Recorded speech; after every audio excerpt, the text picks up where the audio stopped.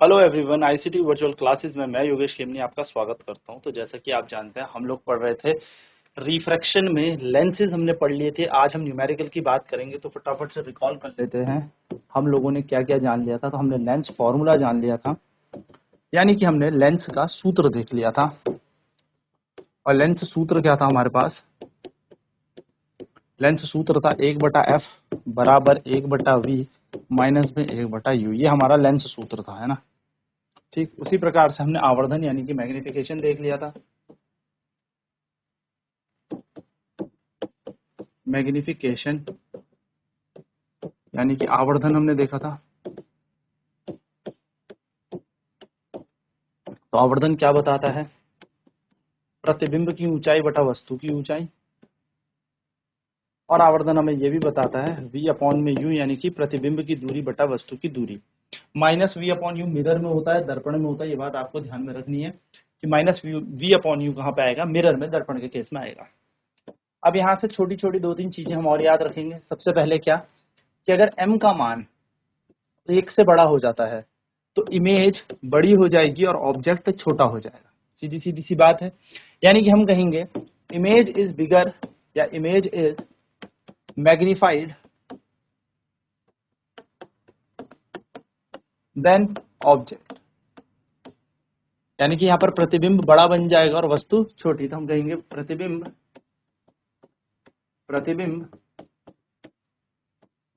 वस्तु से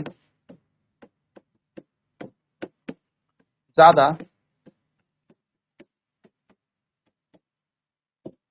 आवर्धित है, बड़ा प्रतिबिंब बन रहा है। ठीक है। अगर m का मान 1 से छोटा आ जाए तो इसका मतलब है image is smaller than object. यानी कि हम कहेंगे size of image is small या smaller than the size of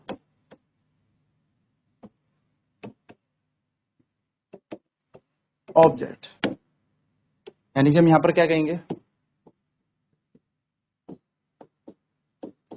प्रतिबिंब का आकार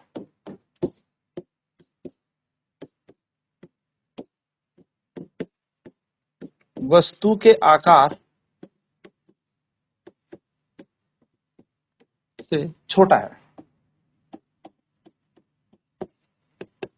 स्मॉलर यानी कि डिमिनिश वर्ड भी हम यहाँ पर यूज करते हैं। और यदि m का मान 1 के समान आ जाए यानी कि height of image is equals to height of object, है ना। तो ये बन जाएगा। यानी कि हम कह सकते हैं image is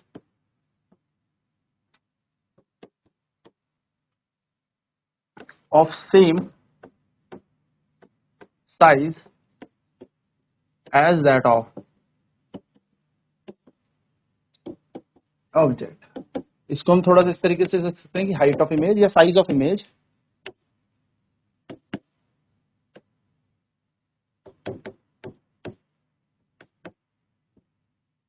is equals to size of object. हम यहां पर क्या कह सकते हैं? हम यहां पर कह सकते हैं वस्तु प्रतिबिंब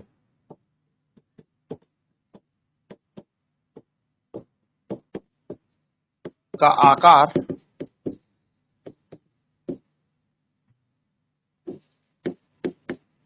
वस्तु के आकार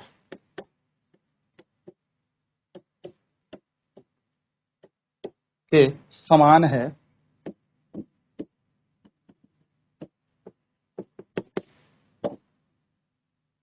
यानी कि size of image, sorry Hindi में लिखा था, प्रतिबिंब का आकार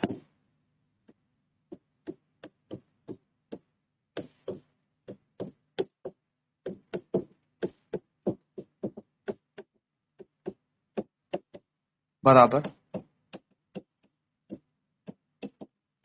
वस्तु का आकार। चलिए नोट करेंगे इसे। एम के सारे कॉन्सेप्ट आपके पास है। एक दो चीजें इसमें और नोट करनी है, वो मैं अभी आपको बताता हूँ। बेसिकली आप याद कर लें फटाफट से चीजों।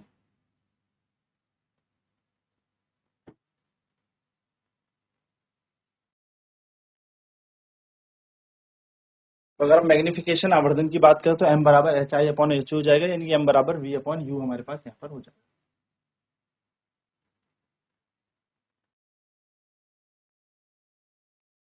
तो यदि m का मान 1 से बड़ा आ जाता है, यानी कि H I is greater than H O, तो image is magnified than object, यानी कि प्रतिबिंब वस्तु से ज्यादा आवर्धित होता है, बड़ा प्रतिबिंब बनता है। ठीक है,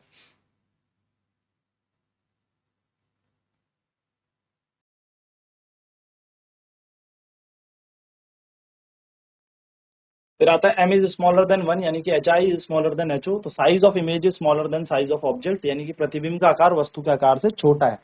जब भी ये कंडीशन बने तो ध्यान रखेंगे।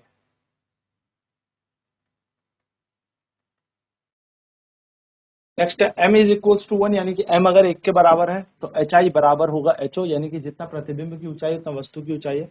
तो image is of same size as that of object, यानी कि साइज ऑफ इमेज बराबर है साइज ऑफ ऑब्जेक्ट। प्रतिबिंब का आकार वस्तु के आकार के समान है, यानी कि जितनी बड़ी इमेज है उतने बड़ा ऑब्जेक्ट है। आप कह सकते हो जितना बड़ा ऑब्जेक्ट है उतनी बड़ी इमेज बन रही है।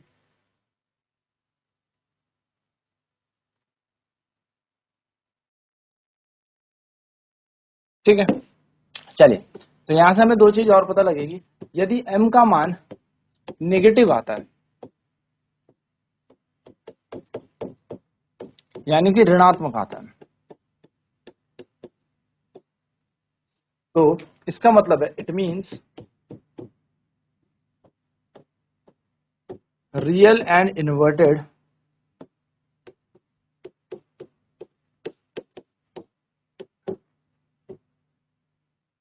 Images formed.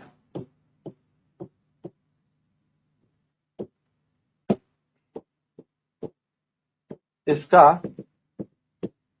अर्थ है प्रतिबिंब जो है वो वास्तविक और उल्टा बना है, हम कह सकते हैं। अगर m का मान ऋणात्मक आ जाए तो इसका अर्थ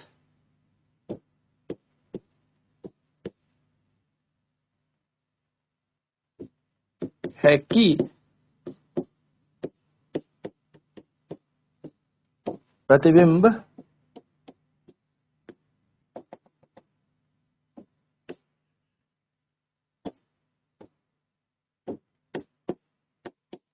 प्रतिबिंब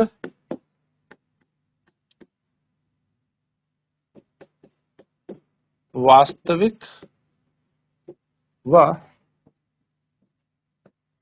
उल्टा बना है। ठीक है, और यदि m का मान पॉजिटिव आ जाए, यानी कि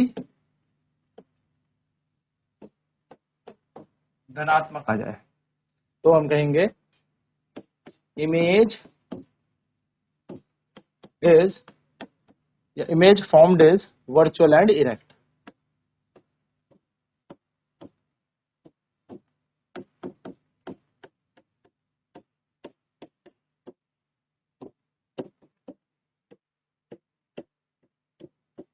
यानी कि यहाँ पर जो प्रतिबिंब बना है वह सीधा व आभासी बना है। प्रतिबिंब आभासी व सीधा बना है। m के मान से हमें यह भी पता लगता है। ठीक है, चलिए नोट करते हैं फटाफट।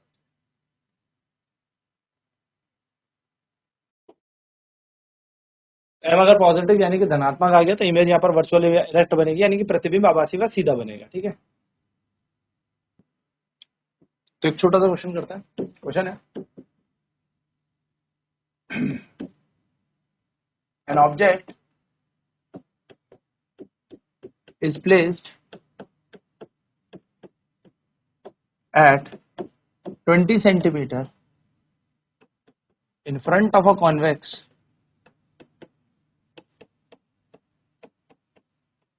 lens of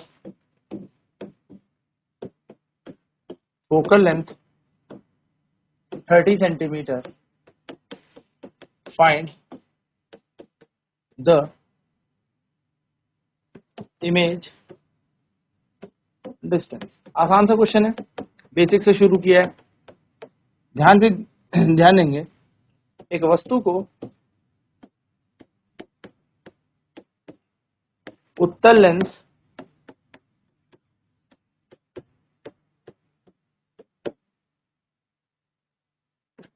से 20 सेंटीमीटर की दूरी पर रखा है, जिसकी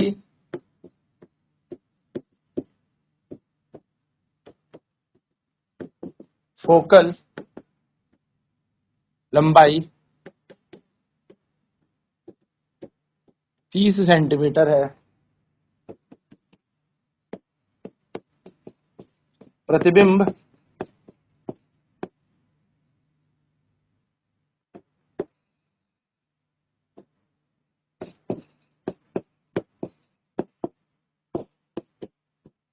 की दूरी ज्ञात करें। सबसे पहले आप देखें कौन सा लेंस दे रखा है आपको, कॉन्वेक्स लेंस यानी कि उत्तल लेंस आपको दिया है। आपको यहाँ पर ऑब्जेक्ट डिस्टेंस दे रखा है, यानी कि वस्तु की दूरी दी है, जिसको हम u कहते हैं, 20 सेंटीमीटर। u हमेशा ऋणात्मक होता है, ठीक है, नेगेटिव होता है। फिर आपको यहाँ पर फोकल लेंथ दे रखी है,